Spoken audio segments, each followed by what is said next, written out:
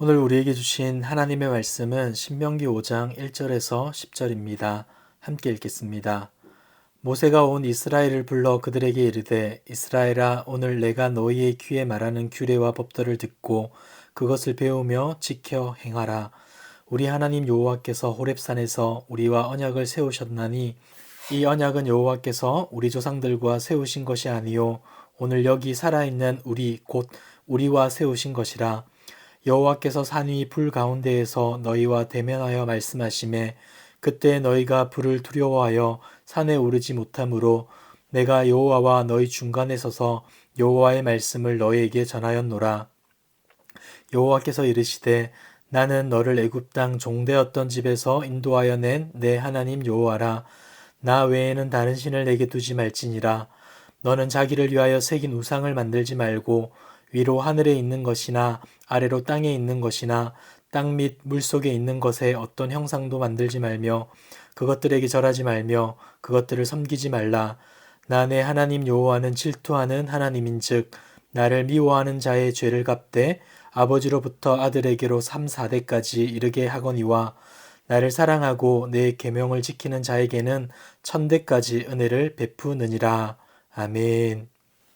모세는 십계명을 백성들에게 선포하기에 앞서 하나님의 말씀을 잘 순종할 것을 당부하면서 몇 가지를 강조합니다. 먼저 율법과 규례라는 것은 듣는 사람들로 하여금 순종하도록 주어졌다 알려줍니다. 1절을 보시면 모세가 온 이스라엘을 불러 그들에게 이르되 이스라엘아 오늘 내가 너희의 귀에 말하는 규례와 법도를 듣고 그것을 배우며 지켜 행하라.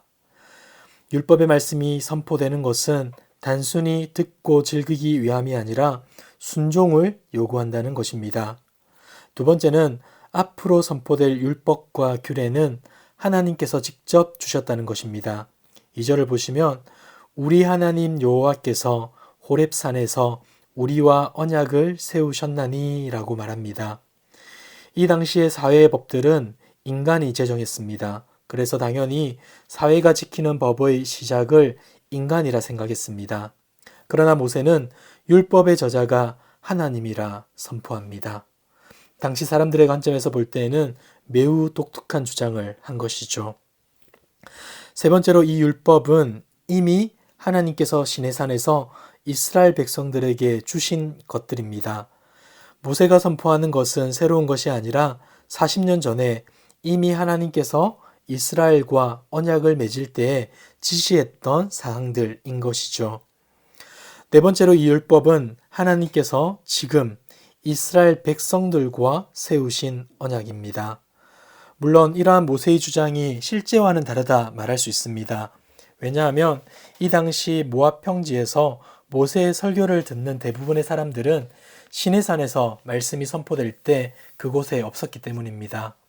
그러나 모세가 여기서 강조하고자 하는 것은 언약의 연속성입니다.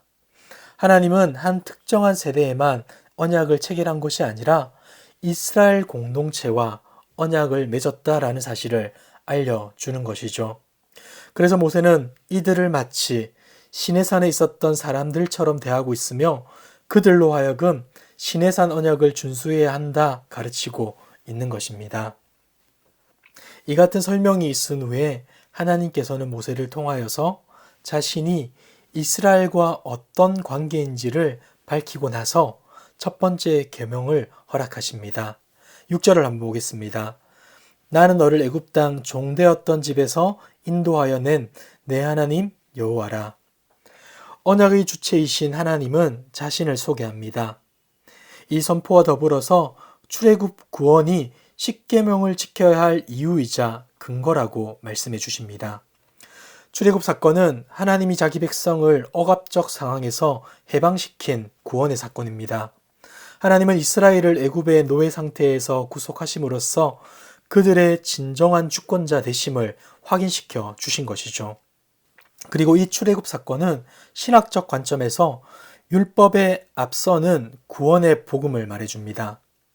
따라서 율법의 준수는 구원의 방법이나 조건이 아니라 구원받은 백성이 하나님의 은혜로 실천해야 할 내용을 담고 있다는 것을 알려주시는 거죠. 율법의 정수인 십계명도 마찬가지겠죠.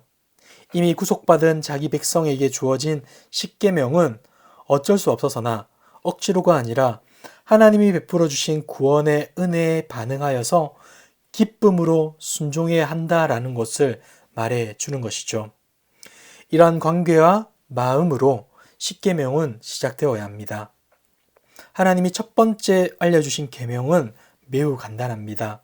7절을 보시면 나 외 다른 신들을 내게 두지 말지니라. 이 계명은 순서뿐 아니라 중요도 면에서도 첫째이며 다른 모든 것의 기본이 되는 근본적인 계명입니다. 참된 신앙이란 이 계명을 삶의 원칙으로 받아들이는 데에서 출발합니다. 만약 우리가 사랑하고 찾고 예배하고 섬기는 것이 있다면 그것은 바로 우리의 신입니다. 이런 의미에서 집, 땅, 장신구, 돈, 지위, 성공 등을 탐내는 것도 소유라는 신을 섬기는 것이라 할 수 있습니다. 때문에 바울은 이런 탐심을 가리켜 우상 숭배라고 지적했습니다. 우리는 여기에서 하나님께서 우리가 하나님 한 분만을 예배하기를 원하신다는 사실을 알게 됩니다. 어떠한 경쟁자도 하나님은 허락하지 않으심을 알게 되는 것이죠.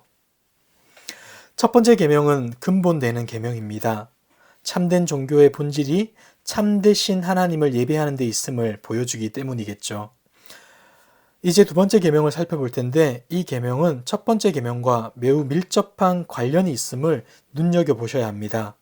그러나 그럼에도 불구하고 다른 점 또한 있습니다. 첫 번째 계명은 우리가 하나님을 섬기고 하나님만 섬겨야 함을 말해주는 반면에 두 번째 계명은 우리가 하나님을 어떻게 섬겨야 하는지를 말해줍니다. 하나님은 자신의 형상을 세상의 그 어떤 것으로도 표현하지 말라고 하십니다. 왜냐하면 우리는 하나님을 그려서도 안 되고 그릴 수도 없기 때문입니다.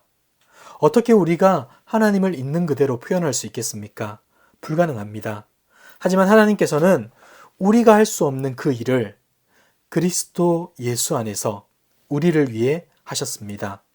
골로새서 1장 15절을 보시면 그는 예수님은 보이지 아니하는 하나님의 형상이시요 모든 피조물보다 먼저 나신 이시니라고 말씀해 줍니다.